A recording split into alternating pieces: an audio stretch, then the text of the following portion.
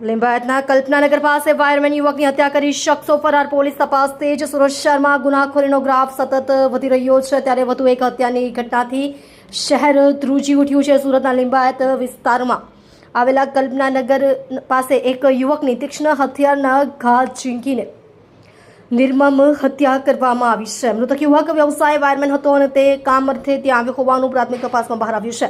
કામ પર આવેલા યુવકનો લેવાયો ભોગ। મળતી માહિતી મુજબ લિંબાયતના કલ્પનાનગર પાસે એક યુવક વાયરમેન તરીકેનું કામ કરવા માટે આવ્યો હતો। આ દરમિયાન અસામાજિક તત્વો સાથે કોઈ બાબતે બોલાચાલી થઈ હતી કે અન્ય કોઈ જૂની અદાવત હતી તે હજુ સ્પષ્ટ થયું નથી, પરંતુ હત્યારાએ યુવક પર હુમલો કરી તેને મોતને ઘાટ ઉતારી દીધો હતો। હત્યા કર્યા બાદ આરોપીઓ ઘટનાસ્થળથી ફરાર થઈ ગયા હતા।